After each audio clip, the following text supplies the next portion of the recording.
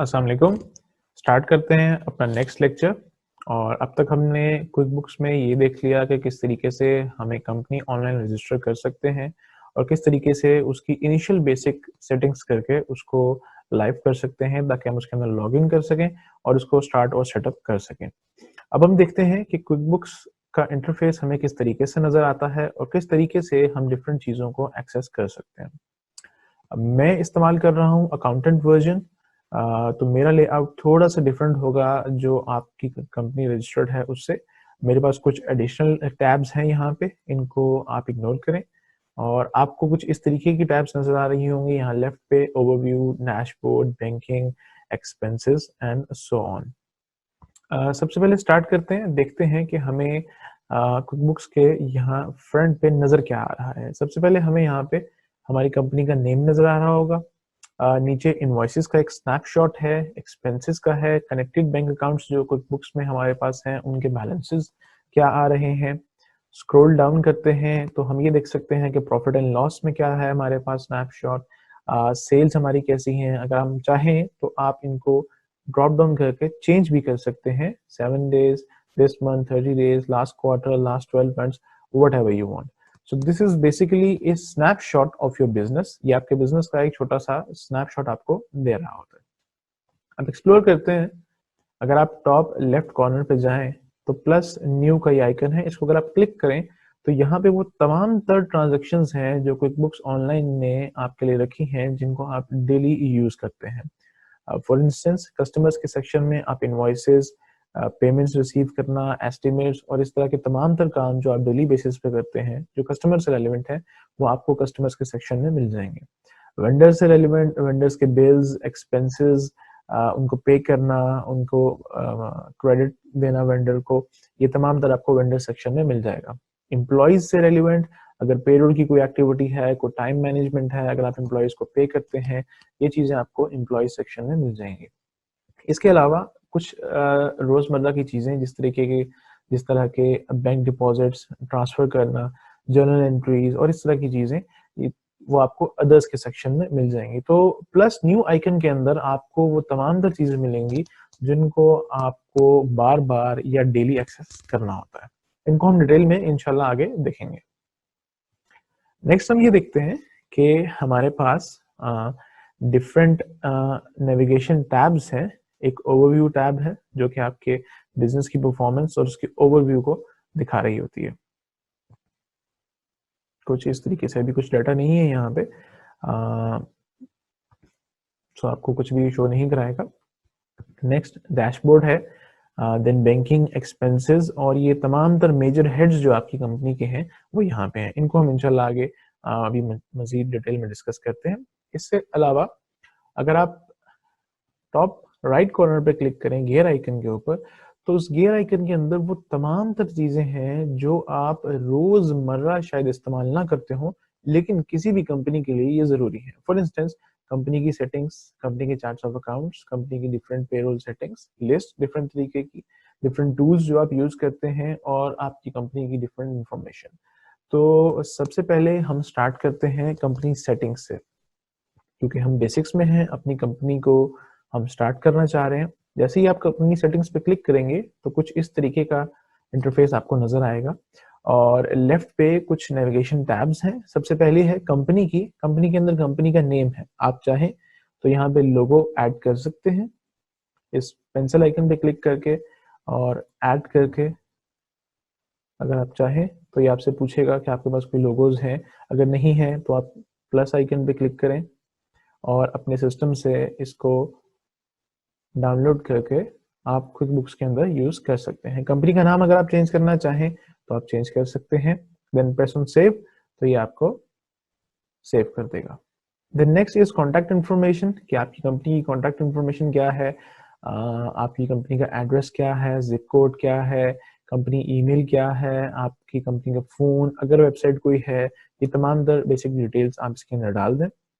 Then important thing कि आपकी company का अकाउंटिंग मेथड क्या है, आइदर इट इज एक्रूअल और cash. So most of the companies accrual basis पे चलती हैं, दैट्स व्हाई इसने बाय डिफॉल्ट इसको एक्रूअल पे रखा हुआ है। अगर फॉर इंस्टेंस किसी कंपनी का अकाउंटिंग मेथड डिफरेंट है तो वो कैश पे सिलेक्ट कर सकते हैं। देन एम्प्लॉयर आईडी ये रेलिवेंट नहीं है, ये मोस्टली यूएस या यूके की जो कंपनीज होती हैं उनके लिए होता है। टैक्स फॉर्म के हवाले से डिटेल अगर आप देना चाहें कि आपका टैक्स फॉर्म किस किस्म का है, इसमें एक नंबर ऑफ लिस्ट है कि आइदर 1099 कॉन्ट्रैक्टर्स है, सोल प्रोप्राइटर है, पार्टनरशिप है, किस किस्म का आपका टैक्स फॉर्म आप जनरेट करते हैं। कैटेगरीज में अगर बात की जाए तो आप क्लासेस ट्रैक करना चाहते हैं कि आप लोकेशंस ट्रैक करना चाहते हैं। लोकेशंस उन कंपनीज के लिए होती है जो कंपनीज डिफरेंट लोकेशंस में ऑपरेट कर रही होती है और ये देखना चाहती है कि मेरी डिफरेंट लोकेशन से क्या इनकम आ रही है और क्या एक्सपेंसेस आ रहे हैं। देन कस्टमर लेवल, अगर आप कस्टमर्स का नेम चेंज करके क्लाइंट्स करना चाहें, कस्टमर्स करना चाहें, donors, guest, non for profits में डोनर्स यूज होते हैं mostly because there are no customers, इसलिए अगर आप चेंज करना चाहें तो आप इसको चेंज कर सकते हैं।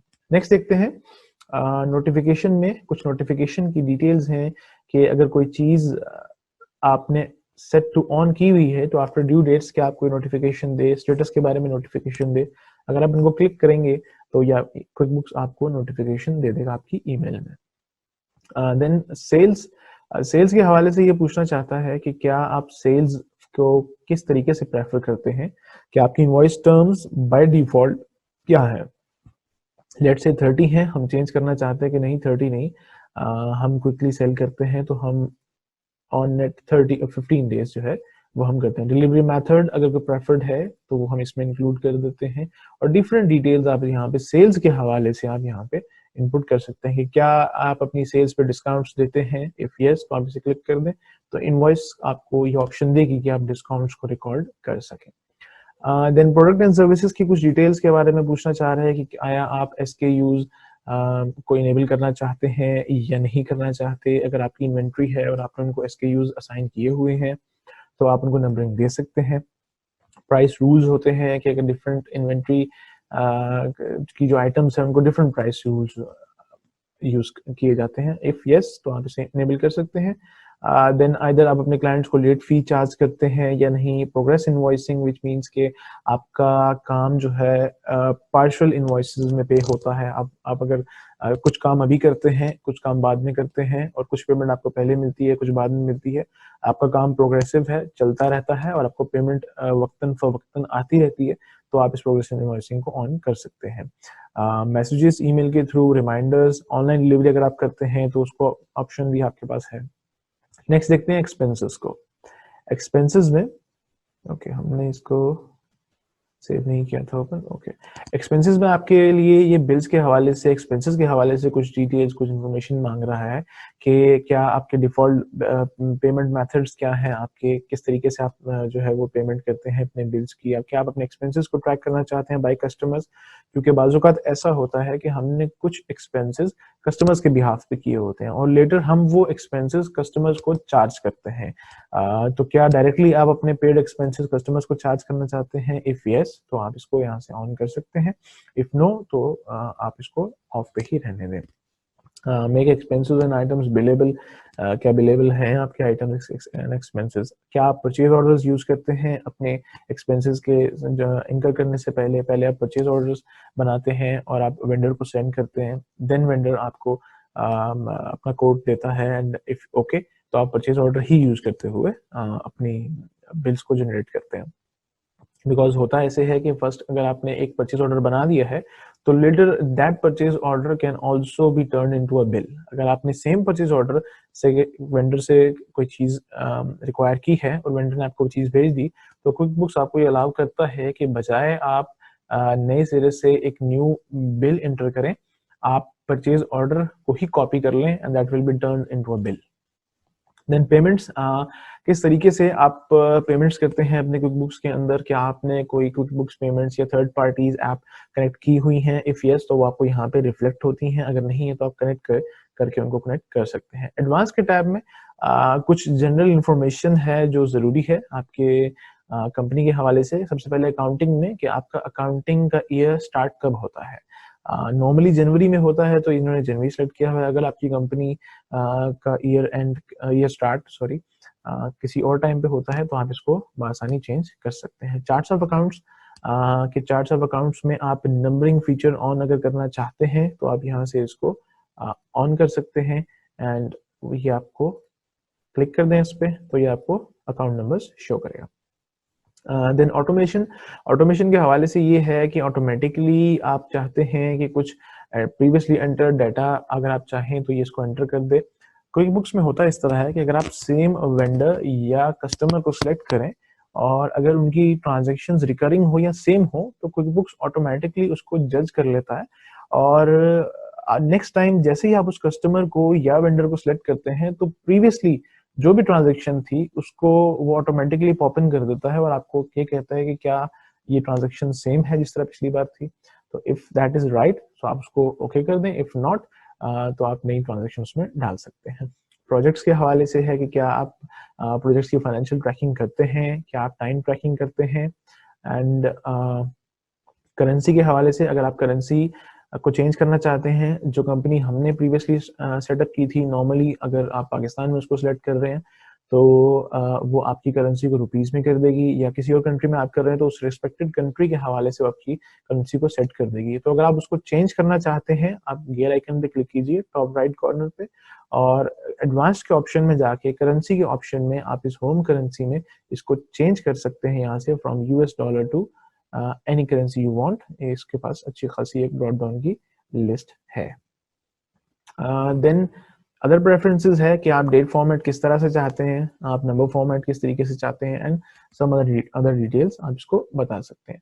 तो ये कंपनी की बेसिक सेटिंग्स थी कि किस तरीके से हम कंपनी की बेसिक सेटिंग्स को चेंज कर सकते हैं क्विकबुक्स ऑनलाइन के अंदर, जो कि एक नई कंपनी को सेटअप करने के बाद जरूरी होती है या ऑन गोइंग अगर कुछ टाइम बाद आपको कुछ इंफॉर्मेशन चेंज करने की जरूरत पड़े तो आप गियर आइकन के अंदर जाके कंपनी की सेटिंग्स को चेंज कर सकते हैं।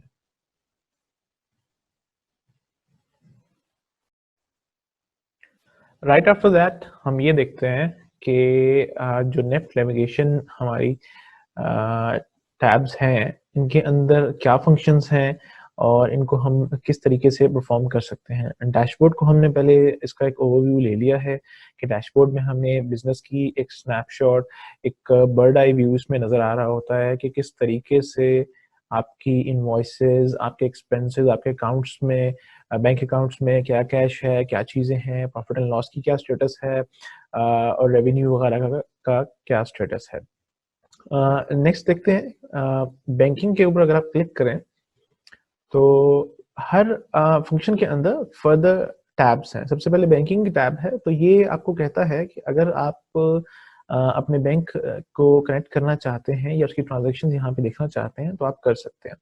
अब होता क्या है कि जो यूके यूएस में कंपनीज होती हैं या बाहर बहुत सी कंट्रीज में कंपनीज होती हैं उनके बैंक अकाउंट्स क्विक बुक्स के साथ लिंक होते हैं और आपको जस्ट अपना आईडी एंड पासवर्ड उसके अंदर लॉगिन करना है तो आपका बैंक ऑटोमेटिकली क्विक बुक्स के साथ कनेक्ट हो जाएगा और ऑटोमेटिकली ट्रांजैक्शंस जो आपके बैंक स्टेटमेंट में या बैंक में परफॉर्म हो रही हैं वो क्विक बुक्स में इंपोर्ट हो जाएंगी। उसका तरीका क्या है, आप कनेक्ट बैंक अकाउंट करें, इस पर क्लिक करें तो ये आपको कुछ इस तरीके का इंटरफेस देगा कि आप अपना बैंक को सर्च करें और सर्च करके आप उसको ऐड कर लें। जिस तरीके से ये सिटी बैंक है, चेज बैंक है, बैंक ऑफ अमेरिका है, डिफरेंट बैंक्स हैं। अगर आप इसको टाइप करें Bank of America, Bank of the West and different banks जो हैं वो इसके अंदर आ जाते हैं। आप किसी भी बैंक को सिलेक्ट करें और अपना आईडी एंड पासवर्ड उसके अंदर आप इनपुट करें तो क्विक बुक्स के साथ आपका बैंक डायरेक्टली कनेक्ट हो जाएगा। अगर किसी वजह से आपका बैंक अकाउंट कनेक्ट नहीं हो सकता या अगर आप ऐसी कंट्री में हैं जिसका बैंक अकाउंट क्विक बुक्स के साथ लिंक नहीं है तो उसका दूसरा तरीका वे अराउंड है कि आप अपलोड ट्रांजेक्शन्स पे क्लिक करें और ये आपको एक इस तरीके की स्क्रीन पे ले जाएगा जहां पे आप चाहें अगर तो अपनी बैंक स्टेटमेंट से ट्रांजैक्शंस अपलोड कर सकते हैं, इंपोर्ट कर सकते हैं। उसका सिर्फ कुछ क्राइटेरिया है कि आपकी जो ट्रांजैक्शंस हैं वो CSV, QFX, QBO, QFX, TXT format में होनी चाहिए। अगर उन फॉर्मेट में होंगी तो आपकी ट्रांजैक्शंस बआसानी क्विकबुक्स के अंदर इंपोर्ट हो जाएंगे। इसका सिंपल तरीका है, आप ब्राउज पे क्लिक करें एंड देन आपकी बैंक स्टेटमेंट जहां कहीं पे भी है वो आपको सिलेक्ट कर लें उसको और इसमें इंपोर्ट कर लें। इंपोर्ट करने के बाद आप नेक्स्ट करें तो आपको बाकी चीज़ें ये शो करवा देगा। इस पे हम मज़ीद डिटेल में डिस्कशन करेंगे जब हम अपनी बैंक स्टेटमेंट को इंपोर्ट करेंगे और देखेंगे कि किस तरीके से हम एक्चुअल में इसे कर सकते हैं। फिलहाल ये एक ओवरव्यू है। वापस चलते हैं। रूल्स, बैंकिंग के अंदर ही रूल्स हैं।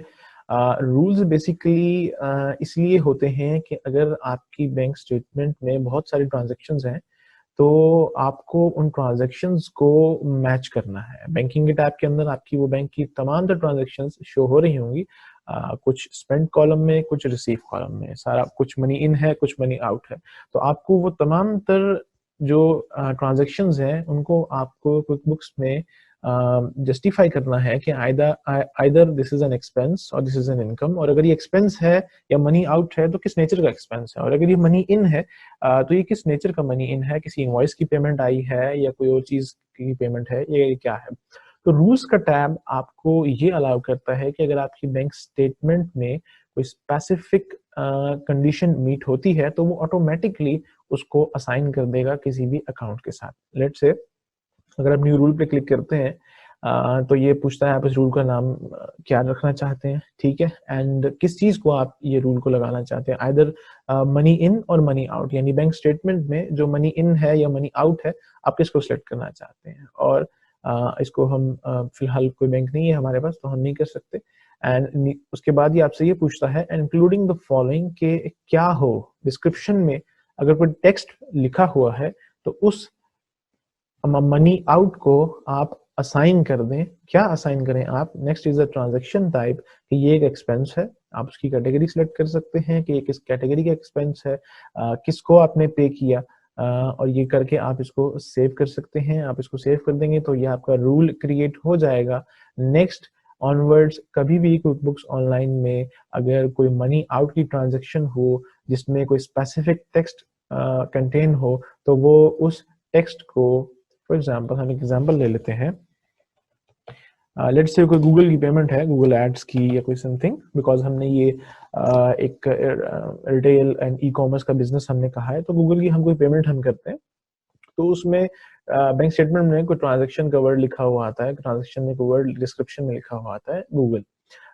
तो अगर कोई मनी आउट की ट्रांजैक्शन है बैंक स्टेटमेंट में जिसमें गूगल मेंशन है तो आप उसको एक्सपेंस ट्रीट कर दें, और किस कैटेगरी में आप ट्रीट करें ये डिफरेंट आपके चार्ट्स ऑफ अकाउंट्स के एक्सपेंस के हेड्स हैं, इनमें हम डिस्कशन करेंगे अभी चार्ट्स ऑफ अकाउंट वाले लेक्चर में कि चार्ट्स ऑफ अकाउंट्स में उनको कैसे एक्सेस कर सकते हैं।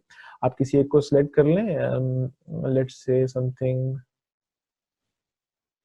कोई भी एडवर्टाइजमेंट एंड मार्केटिंग एक्सपेंस को सिलेक्ट कर लें एंड पेई का कुछ कोई भी नाम आप डाल दें एंड सेव कर दें। तो नेक्स्ट कोई भी ट्रांजैक्शन अगर क्विकबुक्स ऑनलाइन में मनी आउट की बैंक स्टेटमेंट में आएगी तो वो ऑटोमेटिकली असाइन हो जाएगी।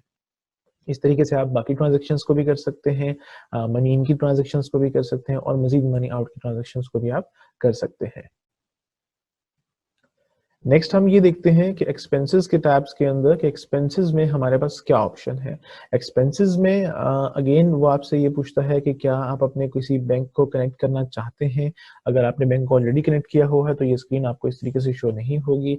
ये आपसे पूछेंगे कि आप अपने एक्सपेंसेस को मैनुअली ऐड करना चाहते हैं। सो लेट्स से हम कहते हैं जी हम मैनुअली ऐड करना चाहते हैं, तो आप इस पर क्लिक करें तो क्विकबुक्स आपको कुछ इस तरीके का एक्सपेंस की एक आपके सामने टैब ओपन कर देगा जिसमें डिफरेंट ऑप्शंस आपसे पूछ रहा है कि किसको आपने पे किया, किस तरीके से पे किया, पेमेंट डेट और डिटेल्स क्या थी, क्या चीज किस चीज के लिए आपने पे किया, व्हाट वाज द अमाउंट।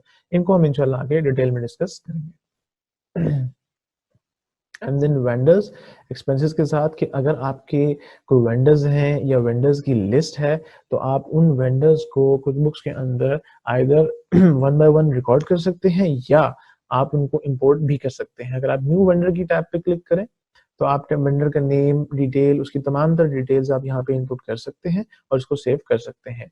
या अगर आप चाहें तो ड्रॉप डाउन करके इंपोर्ट वेंडर्स में जाके जिस तरह हमने बैंक स्टेटमेंट को इंपोर्ट किया था उसी तरीके से हम यहाँ पे इसको इंपोर्ट कर सकते हैं। इसके बारे में डिटेल में हम डिस्कशन करेंगे अपने वेंडर्स क्रिएशन के हवाले से जब बात होगी उसमें। नेक्स्ट आ जाते हैं सेल्स के ऊपर। सेल्स पे अगर आप क्लिक करें तो सबसे पहले आपको आपके सेल्स की ओवरव्यू एक दे रहा है कि आपके कितनी इनवॉइसेस हैं, कितनी अनपेड इनवॉइसेस हैं, कितनी इनवॉइसेस पेड हो चुकी हैं, कितनी इनवॉइसेस ओवरड्यू हो गई हैं। फिलहाल हमारे पास यहाँ पे कोई खास डाटा नहीं है, लिहाजा ये अभी हमें कोई डिटेल ज़्यादा शो नहीं करा रहा, लेकिन एज हम प्रोग्रेस करेंगे तो फिर साथ साथ हमें ये बताता जाएगा कि क्या हमारे इनवॉइसेस की सिचुएशन है। आप अपनी तमाम तर सेल्स देख सकते हैं यहाँ से। सेल्स का यहाँ पर होने से ऑल सेल्स एंड इनवॉइसेस में डिफरेंस ये है कि बाज़ औक़ात आप इनवॉइस क्रिएट करते हैं जिसकी पेमेंट आपको देर से रिसीव होनी होती है, और बाज़ औक़ात आप अपनी sales at a time record कर लेते हैं कि किसी ने आपको कैश में पेमेंट की या किसी ने आपको ऑलरेडी पेमेंट कर दी, देन आप उस सेल को फौरन रिकॉर्ड कर लें। इनवॉइसेस में इसको हम डिटेल में देखेंगे इनवॉइसेस के हवाले से। जब हम इनवॉइसेस क्रिएट करेंगे किस तरीके से इनवॉइस क्रिएट करें। कस्टमर्स को अगर हम देखें तो कस्टमर्स में हमारे पास सेम लाइक बैंक स्टेटमेंट या एक्सपेंसेस, अगर आप कस्टमर्स को इंपोर्ट करना चाहते हैं तो आप लिस्ट ऑफ कस्टमर जो है उसको आप इंपोर्ट कर सकते हैं। अगर आप उस पर क्लिक करें, एक छोटा सा सैंपल, अगर आप डाउनलोड सैंपल फाइल पे अगर आप क्लिक करें तो क्विक बुक्स आपको एक सैंपल फाइल दे देती है कि जिस सैंपल के अकॉर्डिंगली आप अपने जो कस्टमर्स हैं या वेंडर्स के सेक्शन में वेंडर्स हैं तो उनको आप किस तरीके से इसके अंदर इनपुट करें। क्लोज करते हैं। Okay, and this is the format. ये कुछ फॉर्मेट है जिसमें नेम है, कंपनी नेम है, कस्टमर टाइप है, ईमेल एड्रेस है, phone, mobile, fax and other details, website, opening balance, country and everything ये आपके पास है। तो अगर आपके कस्टमर्स ज़्यादा हैं और बल्क में हैं, और अगर आपके पास कोई क्लाइंट है या कोई कंपनी जिसके पास ऑलरेडी डेटा है अपने कस्टमर्स का, तो आप इस तरीके से क्विक बुक्स में उसको इंपोर्ट कर सकते हैं। तो बल्क में डाटा आप बड़े बआसानी इसमें इंपोर्ट कर सकते हैं, क्योंकि अगर आप वन बाय वन करेंगे तो that will take lot of time. And then product and services हैं, ये हमारी इन्वेंट्री है, इन्वेंट्री आइटम्स हैं या सर्विसेज हैं जो आप सेल करते हैं। अगेन अगर आप चाहें तो वन बाय वन न्यू पे क्लिक करके आइदर इन्वेंट्री, नॉन इन्वेंट्री या बंडल आइटम जो भी है उसे आप क्लिक कर सकते हैं। इनको हम मजीद डिटेल में देखेंगे जब हम इन्वेंट्री की लिस्ट क्रिएट करेंगे, या आप कर सकते हैं इंपोर्ट सेम लाइक कस्टमर्स और वेंडर्स, आप अपनी लिस्ट को इंपोर्ट कर सकते हैं। नेक्स्ट देखते हैं पेरोल। पेरोल के अंदर आपके एक ओवरव्यू आपके पेरोल के अकॉर्डिंगली आपको दिखा रहा है कि आपके क्लाइंट्स जो है आपके एम्प्लॉयज जो हैं उनको आप किस तरीके से मैनेज कर रहे हैं। अगर आपके पास एम्प्लॉयज हैं तो उन एम्प्लॉयज को क्या रिकॉर्ड है, क्या डेटा है। फिलहाल यहाँ पे कोई भी नहीं है तो दैट्स वाई ये हमें ब्लैंक शो कर रहा है। अगर आपके कॉन्ट्रैक्टर्स हैं तो आप उनको किस तरीके से मैनेज कर रहे हैं। तो ऑल इन ऑल आपकी पेरोल की तमाम तरह एक्टिविटीज आपकी इस पेरोल के टैब में शो हो रही होती है।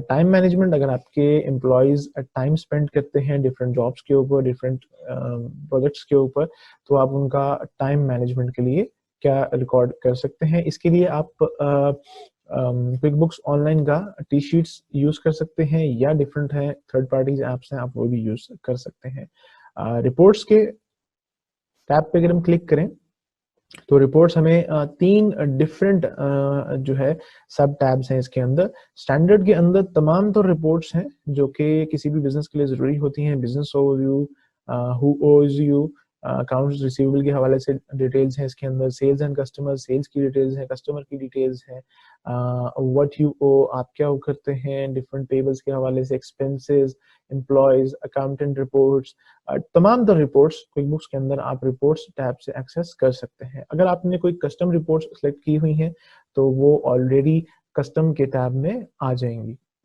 And there is also management reports, के मैनेजमेंट के हवाले से कोई रिपोर्ट्स है, कंपनी ओवरव्यू, सेल्स परफॉर्मेंस, ये डिफरेंट रिपोर्ट्स आप यहाँ से एक्सेस कर सकते हैं। Taxes, different payroll and sales taxes की डिटेल इसके अंदर आती है टैक्सेस के अंदर। एंड माइलेज, अगर कंपनी अलाउ करती है अपने एम्प्लॉयज को माइलेज क्लेम करने के लिए तो माइलेज की टैब के अंदर आप डिफरेंट माइलेज रिकॉर्डिंग देख सकते हैं, और डिफरेंट एम्प्लॉयज ने क्या माइलेज क्लेम की है उसका एक ओवरव्यू आपको यहाँ पे मिल जाता है। अकाउंटिंग की टैब को अगर देखें तो इसमें हमारे पास रिकनसाइल, जो कि हम रिकन्सिलिएशन के लिए यूज करते हैं अपनी बैंक स्टेटमेंट्स को, और चार्ट्स ऑफ अकाउंट्स के हवाले से डिटेल्स है। इन दोनों को हम आगे डिटेल में देखेंगे। हमने एक ओवरव्यू ले लिया कि क्विक बुक्स ऑनलाइन का जो इंटरफेस है वो किस तरीके से हमें दिखता है, और किस तरीके से हम अपनी डिफरेंट ट्रांजैक्शंस को परफॉर्म करने के लिए एक्टिविटीज या फंक्शंस कहाँ से एक्सेस कर सकते हैं। आज तक के लिए इतना ही। अपना ख्याल रखिए। अल्लाह हाफिज।